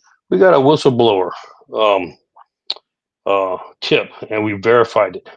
That suddenly, because there was some question as to how much gold is at Fort Knox, and we know what we say we have versus how much is don't there. say anymore. Are they? So here's the thought that's going through my head. Why are we giving them so much time? Are we starting to ship in a bunch of the gold Yes, that hasn't been there? yes. We, Okay, we, all we right. have it. Here's what's interesting. We have it, and we've confirmed it. All this is not hearsay, it's documented confirmation that on passenger jets from overseas, from France, from London, and all, there are cargo space that is not being utilized. You know, they put all your luggage up underneath it, but they never have it to where you can't fit another thing in there. There's usually large segments. They're loading with gold and bringing it back. And when you land from an overseas trip, instead of being the first one to jump up and run out the door, they're making you sit in your seat and you'll be delayed while a Brinks truck comes out and loads up the cargo. Now they're not showing you shining. Hey, look at the gold bars we're putting in here, but we know that that's what they're unloading. And here's what's interesting. Now, this is not coming from the British government, the German government, the French government. These are coming from financial institutions, Switzerland, all over the place, to where evidently this gold. We know that they did that because Obama, under EPA, his director, right before he left his final days in office, ordered $2 billion of gold bars to be transferred to a private bank in the United States without being able to be accessed by EPA. We've recovered it forcefully, but transferred $2 billion in gold bars. So if we would transfer it to a private U.S. bank, how much of that you think is in banks all across the rest of the world? And now they're beginning to realize, oops, here's the significance. I want your listeners to understand from an economic standpoint. We have always said the dollar should be the standard bearer for the world, and the world has followed with that because we have implied we're no longer on the gold standard, but we've got so much. If anybody could be on the gold standard, we're probably the closest one that could get there. So that has been the mindset for generations.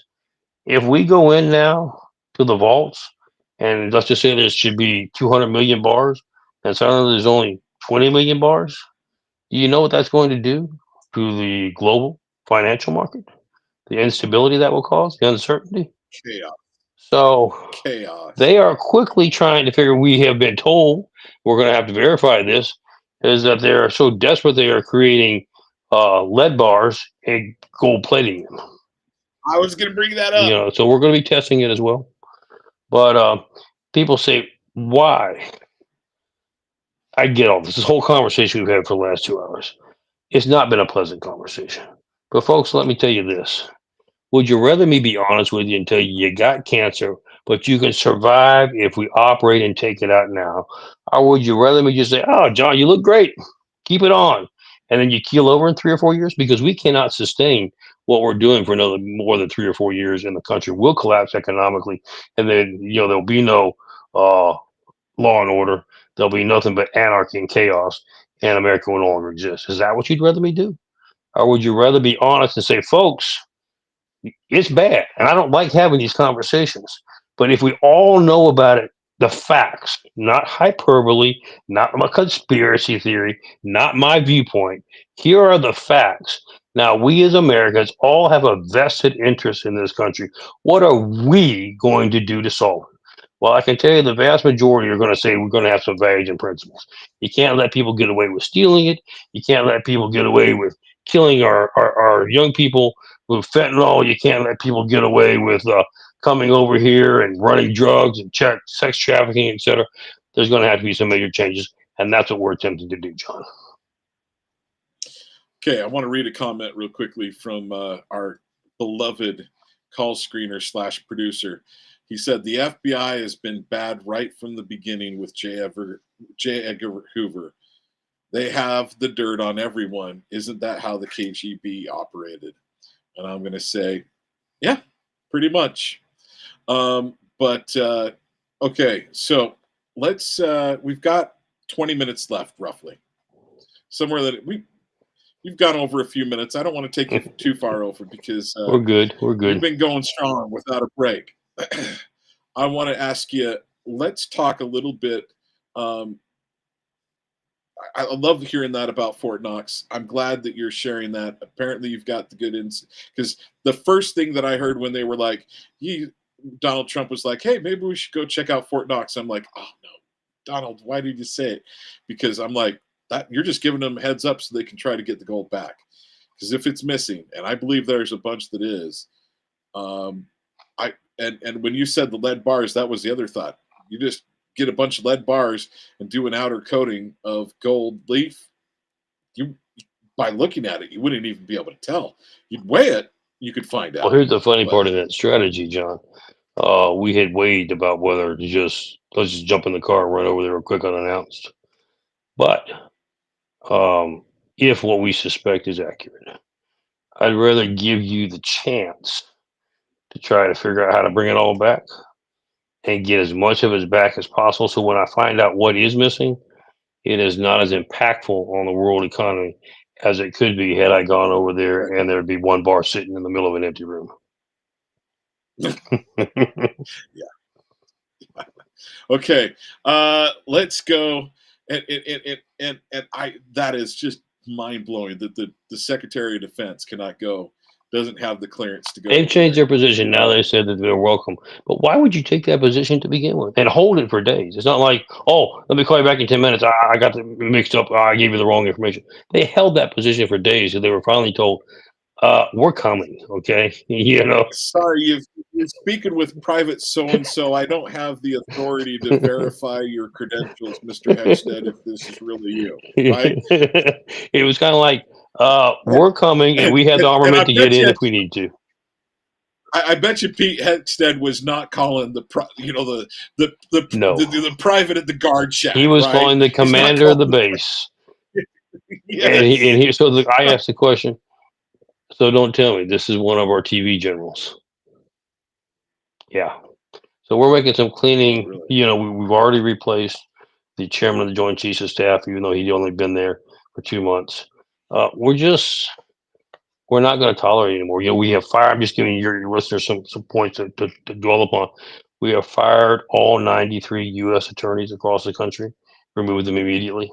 That doesn't normally happen. What you normally do is there wasn't a good one in the whole bunch that we wanted to keep. We're not taking a chance. That's ridiculous. Not taking a chance. And now that you're being staffed by assistant U.S. attorneys who know that they better be flying right while we bring in the new people because they're on the chopping block next.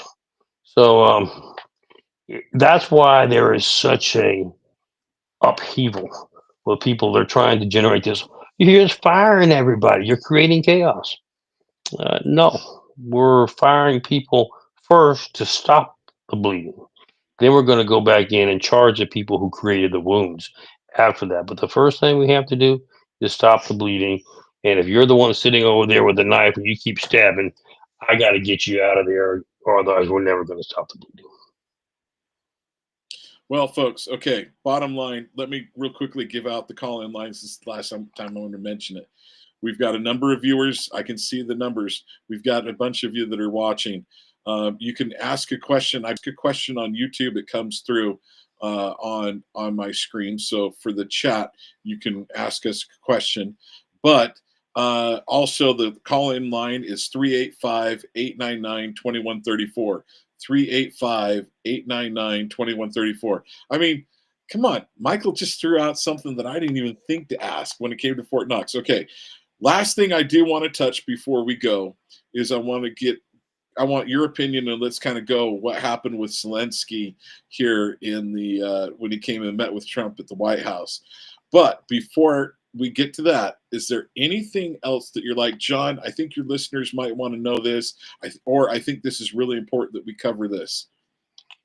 There is so much that it would take away from Zelensky, because Zelensky is important. Okay. And here's why Zelensky is important.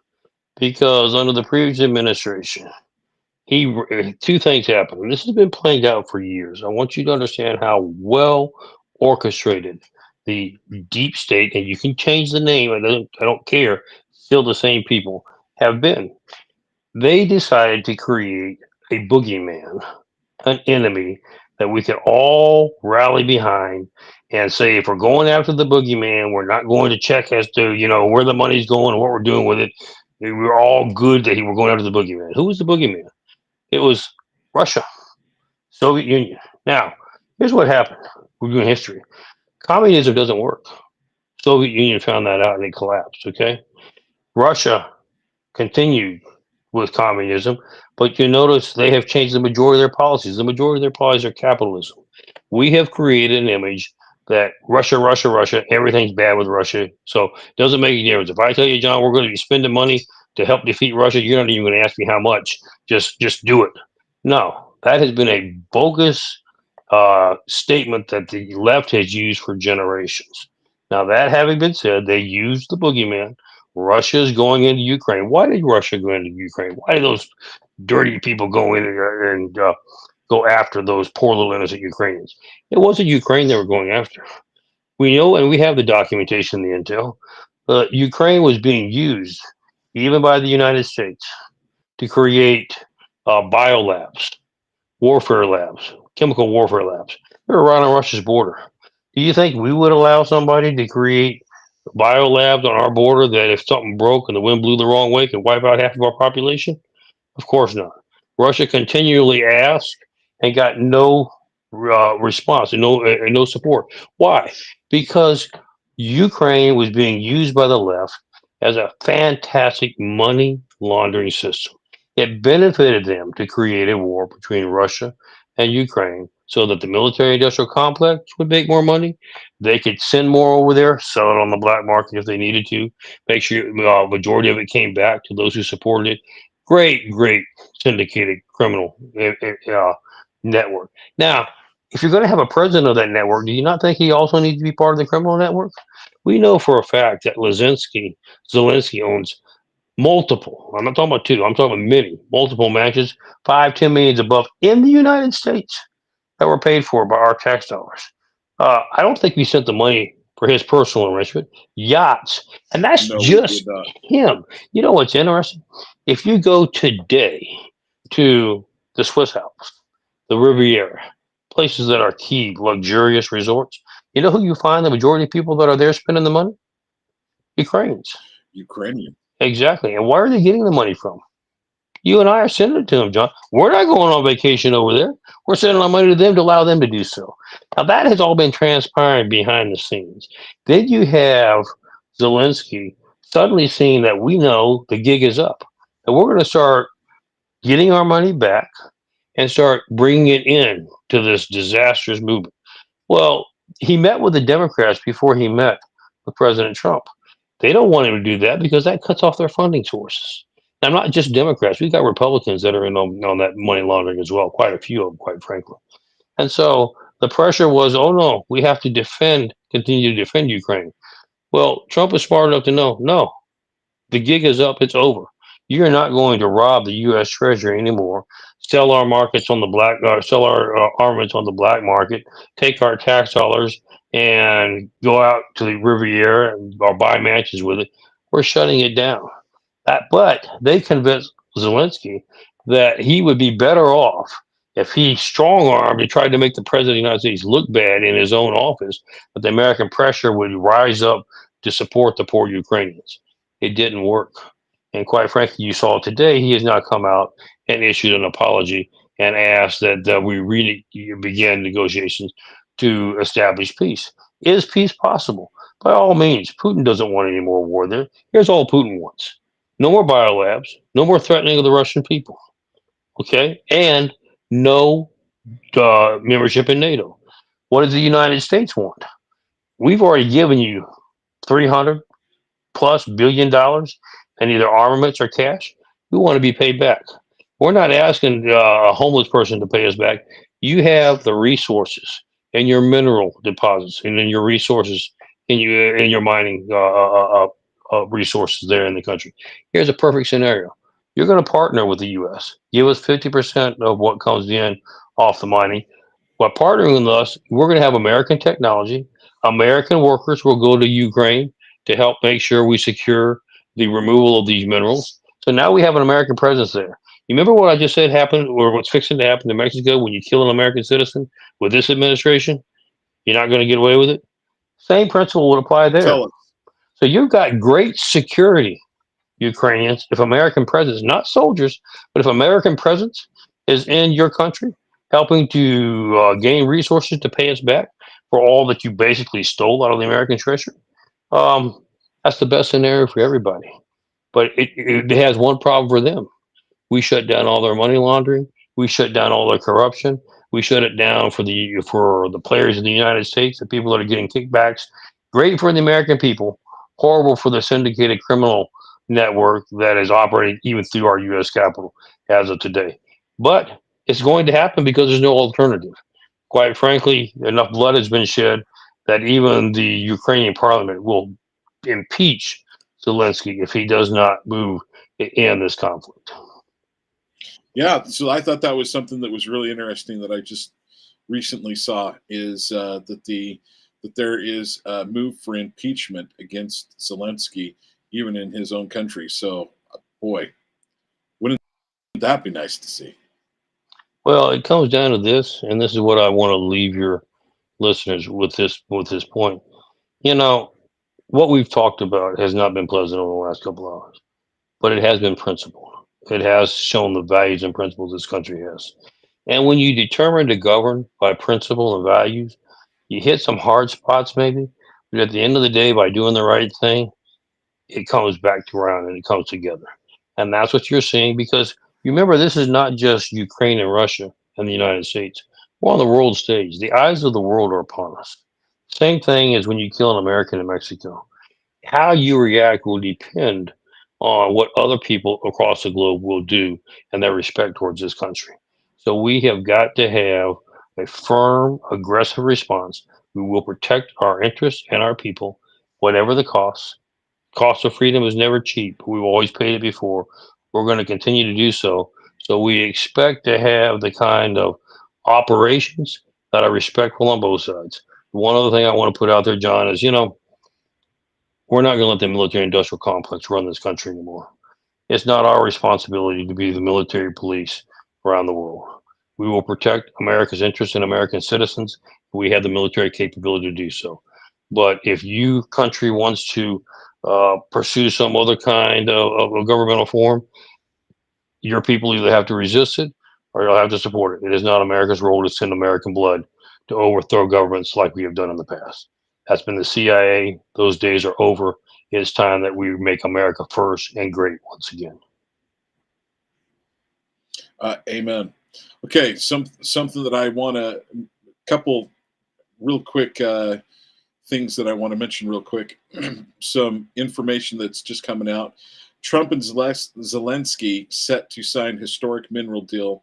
Announcement planned for tonight's congressional address. Correct. That is something that I wanted to mention. But so I do want to talk about that meeting in the office. I think that was when. So my son, I've got a 16-year-old son, and he came to me and we were talking about that. I'm like, I don't think there's ever been a finer moment of a United States president. And I mean, because the thing is that he was a cool customer for a while. Zelensky was poking at him, pushing his buttons. Before you ever go to meet with a leader, with a head of state, there's a lot of the underlings are going back and forth and saying, okay, this is the type of suit should be Right. worn. This is the attire you're supposed to wear. Like, I guarantee you, it would be awesome if we could find it. But the crown prince in Saudi Arabia, you are not supposed to touch him. It is against It the is. law to touch the crown prince in Saudi Arabia. Donald Trump goes over there, and Smacks what him does on he the shoulder. do? He pats him on the shoulder as he walks past him. Exactly. No You question. know, and the look on him was like, "What?" You know. And you notice the other thing he did There's was a in Saudi lot of Arabia with King Fahad. You know, King Fahad expects you when you're in his country to bow and kiss a hand. Trump had nothing to do with it. He wouldn't bow nor kiss his hand. no, no, no. We're not bowing to Exactly. anybody. And Joe Biden would have Yeah. done it in a heartbeat, We but not Donald Trump. yeah. So, you know, the fact that he got out, everybody, I guarantee everybody that meets with Donald Trump, there's one person that gets away with not even quote unquote wearing a full suit. But if I remember correctly, he had a jacket Correct. on. You know, Elon Musk had a jacket on, and he was standing the whole time he was in the Oval Correct. Office, right? For Zelensky to show up in his little track outfit that he showed up in, looking like a good little SS officer, you know, I was like, holy moly, from the get-go, you could tell Trump was like, what is this joker He's doing? disrespecting the office of the presidency is what he was doing. And he was doing it because Right. I'm sure, as you said, he's not that smart to think it all of himself. The leftists did it. Where did he get his Exactly. information to The do what he leftists did? lined it all up Just an exactly hour the way they before. wanted it to play out. Not caring about what was the best for the Ukrainian people or for the saving of lives by ending a war. They wanted to keep their money trading gravy rolling. And they figured if they could tee off Trump, they knew he would shut it. But if the American people would feel sorry for Zelensky and for the poor Ukrainians, that they would rise up against Trump. Remember, that's what they want anyway, and that force him to continue to back their gravy train, and then they'd be all smiles for the rest of the term. So there was some interplay between the three of them. So Zelensky, so for those in the audience that don't know this, Zelensky met with a bunch of Democrat leaders before he met with Donald Trump. He had breakfast with them. I think that meeting was done within like an hour or Correct. two before he met. And they said, do not concede, don't sign to the deal, don't do the deal. And so Zelensky was trying to renegotiate the deal from basically when he walked in. Okay, that's not the time. And so what I loved about J.D. Vance, so I think J.D. Vance does a really good bad cop. He is. I think he's really good at saying things, and taking the heat for Donald Trump so he doesn't have to. But Donald Trump, I mean, Zelensky was poking at Donald Trump the entire time in the United States for like 40 minutes. And then finally, you know, J.D. Vance says, you know, you've disrespected us. You know, they ask him the question about his suit. He's like, well, I'll buy a cheap suit like you, maybe, next time I come in. I'm like, well, maybe you should have.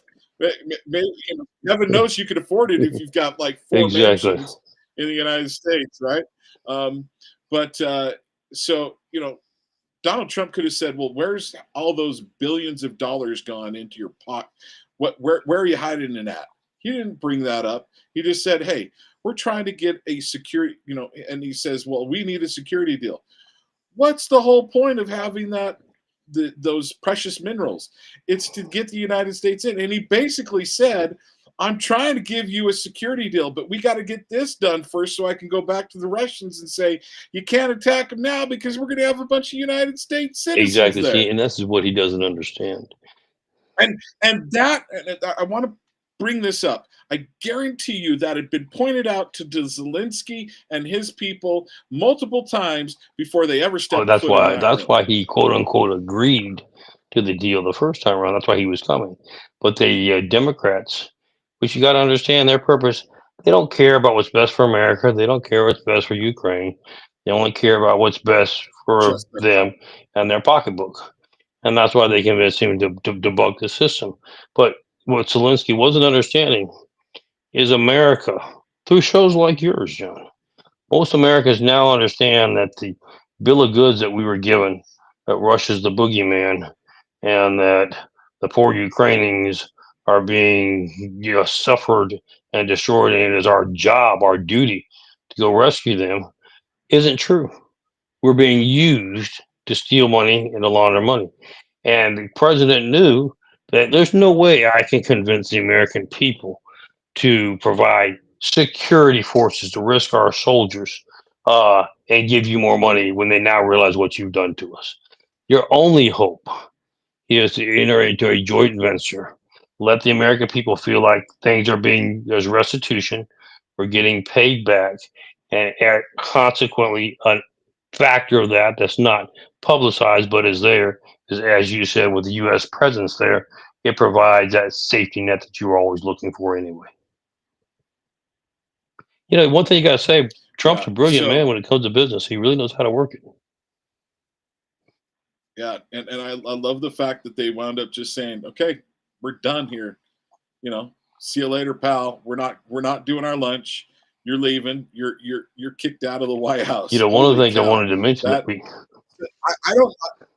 I want to say this. I don't think there's been any president that's ever taken as strong of a stance, and I think that it eventually is going to wind up. The Democrat and the lamestream media and some of the rhinos, the Ben Shapiro's and others, want to say that was a weak move by Trump by saying, "Hey, we aren't going to get it done now." No, it's the strongest no thing that he question. could have done. One of the things I quickly wanted to let your listeners know, again, talking about this whole corruption frustration thing, was that one of the strategies the president was taking a look at was if Europe wanted to continue to move forward and was going to insist that Ukraine become a member of NATO and that NATO invoke Article 5 and begin to send ground troops. Because you remember, we're a member of NATO. Right. And if they invoke that, then supposedly every nation that's a member has to send troops. So the president was going to just have floated the idea, we're just going to withdraw from NATO. We don't get anything out of it anyway. We pay too much. We pay the load for everybody else. We're going to withdraw it. Well, little did we know that 12 months ago, a year ago, Senator Marco Rubio and a key Democratic senator added an amendment that became law to the appropriations bill on the Department of Defense that said that if any commander in chief, which would have been Biden at the time, or Trump up to 2016, up to the year 2016, were to withdraw from NATO without a 2/3 majority vote of approval by the U.S. Senate, it would be a violation of law, and they would automatically be impeached without trial. Now, here's my point. Marco says now he is the Secretary of State. He's supposedly on our team. Why did you do that to the president? You knew he was going to be the president. Why did you do that 12 months ago? You see, this is what I want back to the point when we first started the show. Folks, politics is so nasty and so corrupt in D.C. And that bill It pass, is the right? law as we speak today. So what we have discussed in D.C. and with the administration is if we were to just ignore the law, there are enough federal judges that would create hell for Trump if we did it. So here's what we do. We say, okay, we will not withdraw from NATO. But it doesn't say how fast we have to deploy troops or how much money we have to give. So we're reevaluating and we're re-inventorying our military, we're reorganizing it. So we're not going to be able to send any troops or any money for at least the next 6 to 12 months while y'all do your thing. Then in the meantime, we file an emergency hearing to the U.S. Supreme Court because that's totally unconstitutional. How can the legislative branch assume the authority of the executive branch and tell it what it can and can't do with foreign policy? Constitution is very clear. The commander in chief is the director of foreign policy for the country. It's not ambiguous. It's very clear. Right. But my question is, and I'm getting people that are upset with my own party calling me, but you say you're his biggest supporter. You want to be. You are his secretary of state. Now, why did you do that? I mean, I get so tired of people lying. that I'm your best friend, John, while we're on the air. And as soon as we get off the air, I'm going to stab you in the back. Look, if you don't like the president, be a man enough to say so and say, I don't like you. I'm not going to hang out with you. I'm not going to be a part of any of your administration. You do your thing. When you're gone, I'll step up and do my thing. It's just such a slime. Senator Kennedy said it the best. If there weren't double standards, there'd be no standards at all in D.C.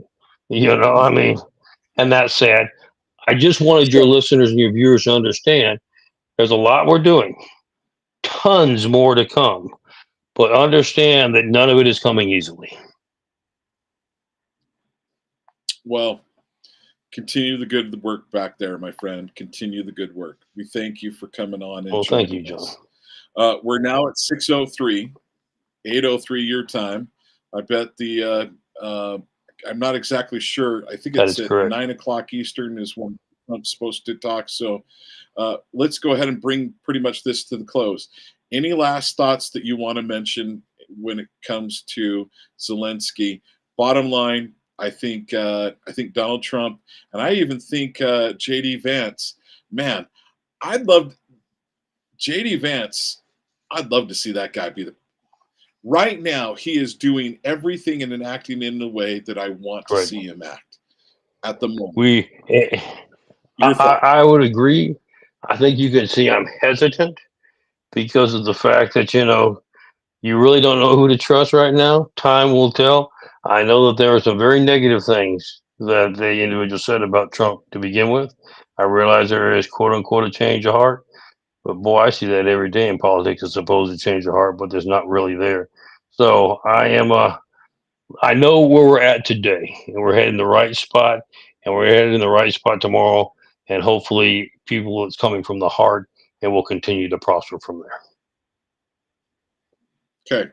I want to do one last mention of Invest USA. Michael Letts, thank you for joining us so much with Invest USA. Just a superb show again. Invest USA, folks, is an organization that has given out thousands of bulletproof vests to first responders, specifically to the police and law enforcement. Now, I want to read what Gronk says about Invest USA. Let me read what Gronk says. So, AI. What does the AI say about him? Let me pull it up. Are you ready I for haven't heard this? it. Do you No, know I what have it no. I didn't even says? know it was there. So I'm curious to find out. Okay. So this is what it says about Invest USA. So, quoting Gronk, Invest USA, led by founder Michael Letts, is a nonprofit champion first responders safety with free bulletproof vests, passionately advocating for sober driving and charter schools to boast law enforcement ranks. Invest USA. Invest USA orgs been honoring fallen heroes, pushing bulletproof vests for first responders and cheering on firefighters with gusto. The X community, like at Blue Lives Matter and Law Enforcement Today, pray. So it says the X community. Now, I've read what a bunch of other X's, what Gronk has to say about them. I've not seen it say the X community on any of those before. Praises InvestUSA.org's push for Trump to boost law enforcement recruitment. And then this is a quote from Invest USA. We believe charter schools are the quickest way to get more police officers on the streets. What are your thoughts? Future law enforcement, pound future law enforcement, Invest USA. That's what Gronk says about Invest USA. So I say that's a ringing endorsement. Well, thank you. You know what I find? How you find that? I find it interesting, John. I don't even know what Gronk is, to be honest with you. How computer illiterate I am, but I had no idea that was there. I didn't know who it is. But thank you for reading that very nice endorsement. Gronk is the AI that X has created at the behest X. You're talking about Elon. Okay. Elon Wow. Musk. Yes, it's his AI, and so right underneath your picture, when you go to your X and you go to someone's X account, there's a circle now. It's right by the follow button and a search button. There's a little button that has a circle with a line through it, almost like the zero symbol almost. And that's what it says. That's what it says about Invest USA. The highest praise that I've seen of any of my of the people that I have on. In fact, I looked up what it said with Talk with John, and it said Talk with John is just some schmuck, and you don't want to hear Well, from thank him. you for So, enlightening me. I learned something tonight, John. I had no idea. Thank you, and that's a very, very you guys gotta tell Karen she's gotta copy and paste that so you can put it out. But Michael, I would say when I read that a little bit earlier today, I was like, right on. I can't think of a better statement. So, well, thank you, John. God bless you, God brother. bless you. Thank you for all the work you do. You be safe. We'll look forward to coming back again to talk. Keep the listeners aware. Remember, God bless you. God bless America. We've turned a corner. Let's continue to move in the right direction. Right. And our producer wants to say thank you very much for you joining as well. So I'm going to end the show now. And if you want to hang out for just a second, I'm going to thank you once we're off air. All right, folks.